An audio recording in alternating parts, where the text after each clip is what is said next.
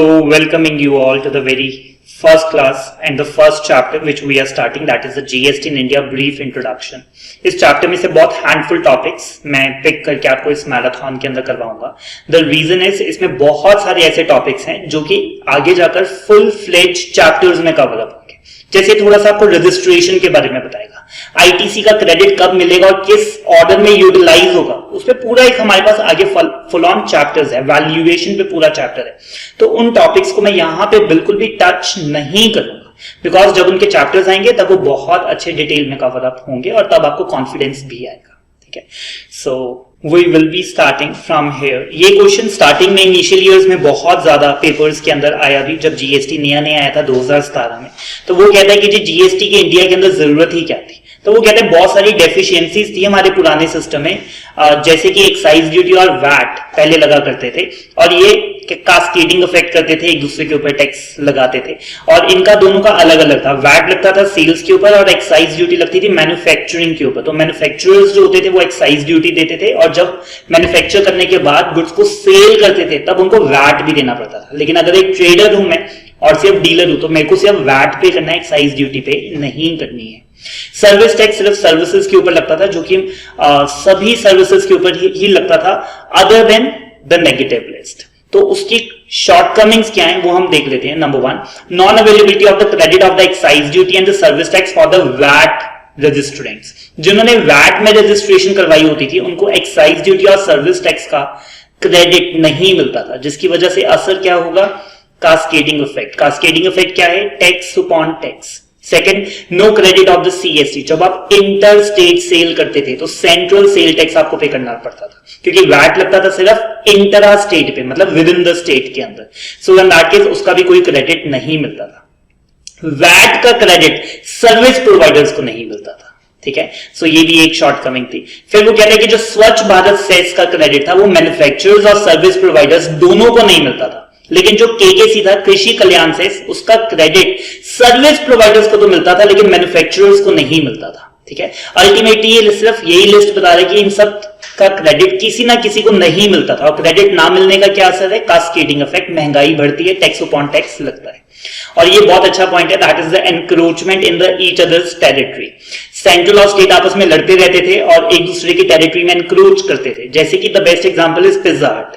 Pizza हट को central बोल रहा था कि sir restaurant is a service और इसके ऊपर सर्विस टैक्स लगना चाहिए, और वो कहता है कि नहीं sir pizza is a good और इसके ऊपर तो वैट लगना चाहिए. ठीक है, और अल्टीमेटली पिज्जा हट के अंदर जब आप जाते थे 2017 से पहले तो वैट भी लगता था और सर्विस टैक्स भी लगता था. ठीक है, सो ये दोनों एनक्रोचमेंट करते थे एक दूसरे की टेरिटरी में घुसने के लिए. आईटी को लेकर बड़ा झगड़ा होता था. आईटी को उन्होंने कहा कि सर ये सॉफ्टवेयर गुड है. ठीक है, अल्टीमेटली पेन ड्राइव या सीडी के अंदर आप दे रहे हैं और स्टेट लॉ ने जबरदस्ती उसके ऊपर वैट लगाया हुआ था, जबकि ये सर्विस बनती है. तो सर्विस टैक्स भी लगता था और वैट भी लगता था.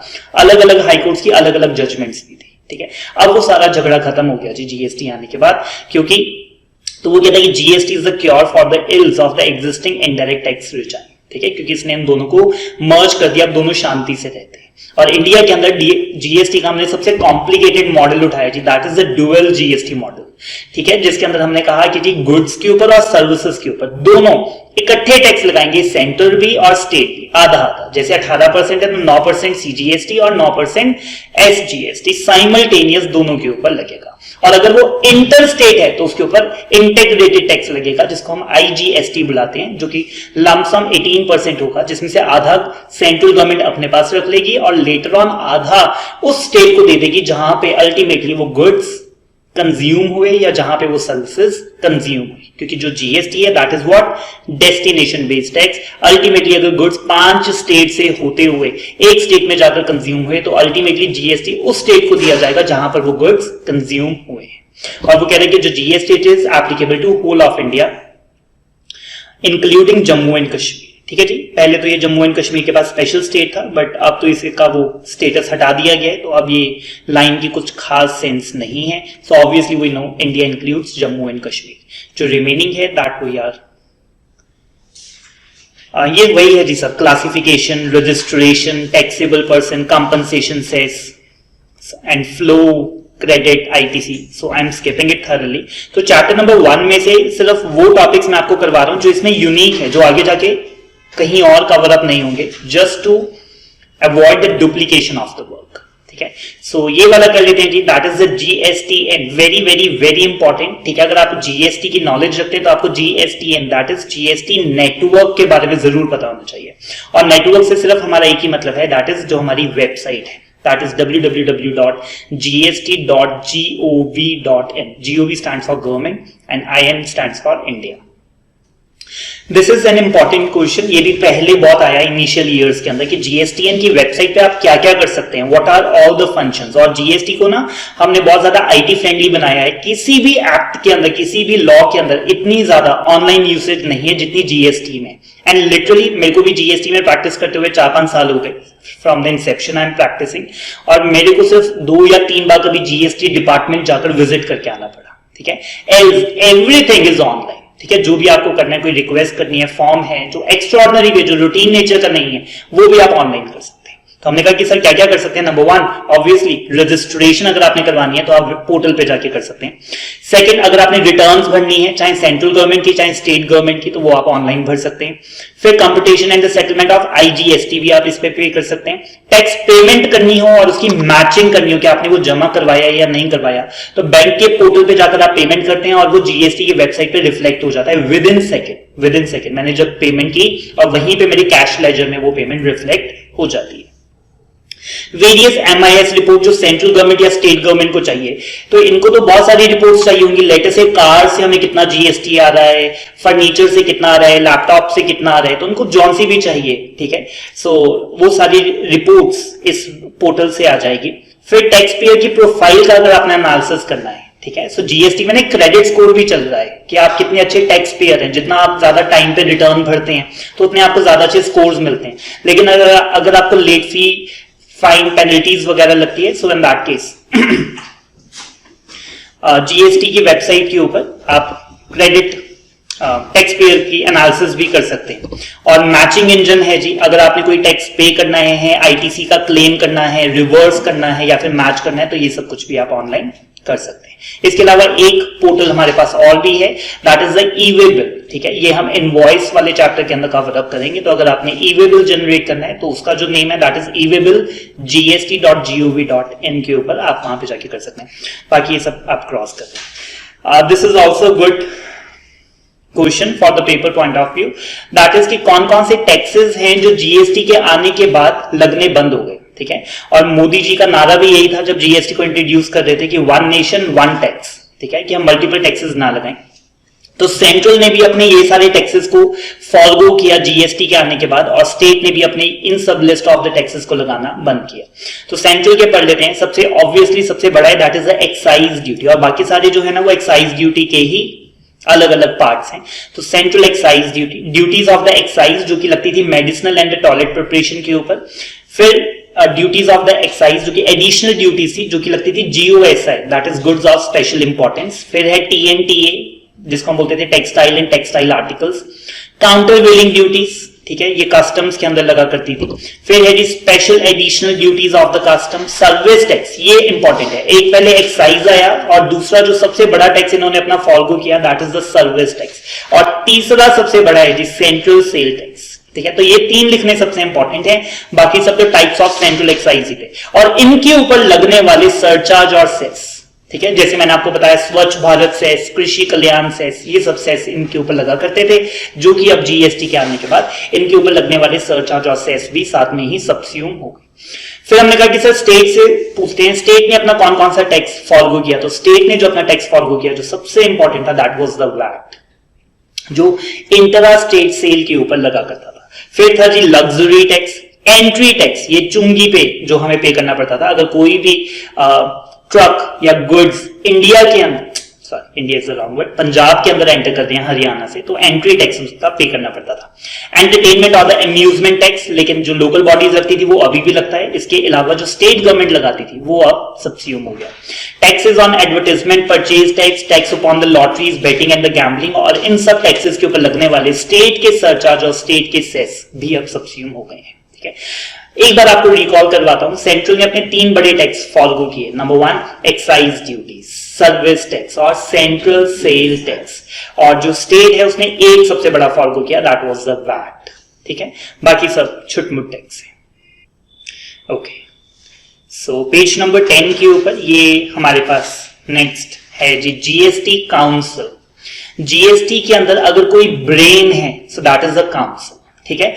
आप पूरे जीएसटी में पढ़ेंगे कि जो पावर है वो किसने अपने पास रखी है, सेंट्रल गवर्नमेंट ने, लेकिन पीछे से बात आती है कि सेंट्रल गवर्नमेंट सिर्फ नोटिफाई तभी करेगी on the recommendation of the council, ठीक है। सो जो थिंकिंग ब्रेन है, जो पूरी बॉडी को चलाने वाला जो इक्विपमेंट है, that is the brain and that is the GST council, ठीक है। अब जीएसटी काउंसिल की कॉन्स्टिट्यूशन को समझना बहुत इंपॉर्टेंट है, बिकॉज इसको लेके बड़ी मालूमाली होनी थी। स्टेट चाहेगी कि ज्यादा से ज्यादा कंट्रोल हमारे पास आ जाए और सेंट्रल कहेगी कि ज्यादा से ज्यादा कंट्रोल हमारे पास आ जाए, ठीक है। सो इसको बहुत अच्छे तरीके से इन्होंने एलोकेट किया जी। सबसे पहले आर्टिकल नंबर 279A है फॉर द कॉन्स्टिट्यूशन ऑफ, ताकि पावर दीजिए हमने प्रेसिडेंट ऑफ इंडिया को कि वो क्रिएट या कॉन्स्टिट्यूट कर सके किसको, जीएसटी काउंसिल को, ठीक है। तो ये आर्टिकल 279A है। मेंबर्स पढ़ लेते हैं। सो वो कहते हैं इसमें फॉलोइंग मेंबर्स होंगे। सबसे पहले इसमें चेयरपर्सन कौन होगा, तो कहते हैं कि जो हमारे देश के फाइनेंस मिनिस्टर है, यूनियन फाइनेंस मिनिस्टर समझते हैं, तो यूनियन फाइनेंस मिनिस्टर जो हमारे देश के फाइनेंस मिनिस्टर हैं, that will be the chairperson of this council. GST council के चेयरपर्सन भी वो होंगे। सेकेंडली, यूनियन के जो मिनिस्टर हैं जो स्टेट के अंदर in charge of the finance और रेवेन्यू है, ठीक है। और फिर आईजी हमारे minister in the charge of finance और द टैक्सेशन और एनी अदर मिनिस्टर जो कि स्टेट ने अपने नॉमिनेट कर रखे, ठीक है। तो इसमें सेंट्रल के भी 25-30 लोग आ गए और स्टेट ने भी अपना एक एक नुमाइंदा, अपना एक एक रिप्रेजेंटेटिव को इसके अंदर भेजा, ठीक है। सो इक्विलिब्रियम बैलेंस है जी, आधे लोग हमारे स्टेट के हो गए और आधे लोग हमारे सेंटर के हो गए। और जो चेयरपर्सन है that is the union finance minister. और फिर आया जी यूनियन मिनिस्टर जो स्टेट वाइज एलोकेट कर रखे हैं। और फिर स्टेट ने अपनी मिनिस्ट्री से, अब वो फाइनेंस की मिनिस्ट्री से भेजा, टैक्सेशन से भेजा, किसी और मिनिस्टर को भेजा कि आप जाकर हमें रिप्रेजेंट करें जीएसटी काउंसिल में। तो हर एक स्टेट का भी एक एक पर्सन वहां पर आएगा रिप्रेजेंट करने। And all of these will constitute the members of the GST. Vice chairperson, chairperson समझ में आया कौन आया, जो हमारे देश के फाइनेंस मिनिस्टर है। और फिर अब आए जी वाइस चेयरपर्सन, तो वो कहते हैं जो स्टेट के फाइनेंस मिनिस्टर्स हैं वो अपने आप में से किसी एक को चुनेंगे as the chair, vice chairperson, ठीक है। ये एक और एक से ज्यादा भी हो सकते हैं, ठीक है, डिपेंड्स अपॉन द केस और एज दे मे डिसाइड। तो जो वाइस चेयरपर्सन है वो स्टेट्स अपने में से किसी एक को चुनेंगे ताकि थोड़ा सा बैलेंस बना रहे। रोल क्या है, ये थोड़ा सा फास्ट रीड है जी। जो भी आप सोच सकते हैं ना कि जीएसटी काउंसिल क्या सोचेगी, जैसे कि रजिस्ट्रेशन की थ्रेशोल्ड क्या रखनी है, किस पे टैक्स लगाना है, किस पे नहीं लगाना है, किसको एग्जम्पशन देनी है, कितनी देनी है, रेट ऑफ टैक्स क्या होंगे, रेट ऑफ टैक्स किसका बढ़ाना है, किसका कम करना है, लेवाई कैसे करेंगे, पेनल्टीज क्या लगाएंगे, पेट्रोल डीजल पे जीएसटी कब से लगाना है, ये सारे काम किसको सौंपे गए हैं, जीएसटी काउंसिल को, ठीक है। So this is very general, अगर आप एक बार भी पढ़ लेंगे कि रेट्स क्या होने चाहिए, लगने चाहिए कि नहीं लगना चाहिए, एक्सेट्रा एक्सेट्रा। ओके, और यही है जी, ये भी मैंने आपको बोल ही दिया। तो वो कहता है कि अफेक्टिव डेट एक्चुअली क्या है, petrol diesel motor spirit in सब के ऊपर जीएसटी आज नहीं लगता है, लेकिन गवर्नमेंट ने ये बात बोली कि फ्यूचर में कभी ना कभी इनको जीएसटी के पर्व्यू में लेकर आएंगे, ठीक है। जब जीएसटी का मैकेनिज्म हमारा फुल प्रूफ हो जाएगा, बहुत अच्छा चलना शुरू हो जाएगा, तब लेकर आएंगे, बट अभी नहीं, क्योंकि ये बहुत क्रूशियल है हमारे देश की इकोनॉमी के लिए, बजट के लिए। सो इन दैट केस उन्होंने कहा कि अफेक्टिव डेट कब से लेकर आएंगे, वो कहता है वो काउंसिल बताएगी, ठीक है। अभी ये होल्ड पे है। Point number 6 is cross quorum, that is important. Quorum आपको पता ही होना चाहिए जी, आप सीएस के स्टूडेंट्स हैं, ठीक है। दैट इज मिनिमम स्ट्रेंथ जिसके बिना मीटिंग स्टार्ट नहीं हो सकती जी, दैट इज द कोरम, कि मिनिमम इतनी अटेंडेंस तो होनी ही चाहिए। सो वो कहता है कि जी 50%, कितनी लिखी इन्होंने, 1/2 of the total number of the members of the GST council shall constitute the quorum at its meeting. Procedure क्या है, वो कहता है कि हम अपना प्रोसीजर खुद डिटरमाइन करेंगे कि हमारा क्या प्रोसीजर रहेगा। Decision, this is an important thing, and decision के लिए वो कहता है कि the majority should not be less than 75% of present and voting of not all the strength. अगर टोटल उसके अंदर 50 मेंबर्स हैं तो 50 का 3/4 नहीं करना, 50 में से 30 आए तो 30 का 3/4 किया जाएगा, टोटल 50 का 3/4 नहीं किया जाएगा। उसने क्या बोला, present and voting.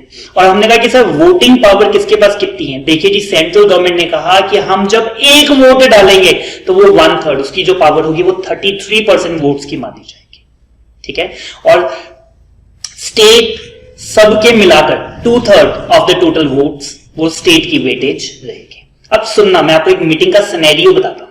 Let us से सेंट्रल गवर्नमेंट के 25 मेंबर्स हैं और स्टेट गवर्नमेंट के भी 25 मेंबर हैं। टोटल हमारी जो जीएसटी काउंसिलर्स के मेंबर हैं 50, ठीक है। लेकिन आए हैं उसमें से सिर्फ 26, और 26 में से पता लगा कि सेंट्रल के सिर्फ 2 ही लोग आए हैं और स्टेट वाले सारे आए हैं, ठीक है। और उन 2 लोगों ने बोला यस, तो उनकी वेटेज 1/3 की ही मानी जाएगी। और बाकी 24 लोगों ने जो बोला यस और नो जो भी, तो उनकी वेटेज 2/3 मानी जाएगी, ठीक है।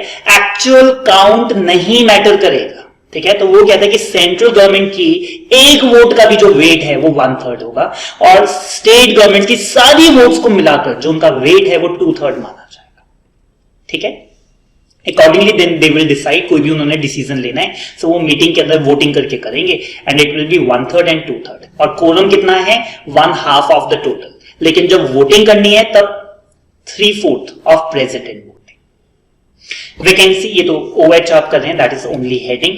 वैकेंसी एटसेट्रा, अगर कोई वैकेंसी हो जाती है किसी वजह से, अगर चेयरपर्सन नहीं है, वाइस चेयरपर्सन नहीं है, तो it will not invalidate the procedure. और वो कहता है कि अगर आपस में झगड़ा हो जाता है किसका, सेंट्रल गवर्नमेंट का किसी स्टेट के साथ, या फिर सेंट्रल गवर्नमेंट और एक स्टेट का वर्सेस किसी और स्टेट के साथ, या फिर सेंट्रल गवर्नमेंट का नहीं, 2 या 2 से ज्यादा स्टेट्स का आपस में झगड़ा हो गया, तो उसके लिए मैकेनिज्म टू एडजुडिकेट भी कौन एस्टैब्लिश करेगा? GST council.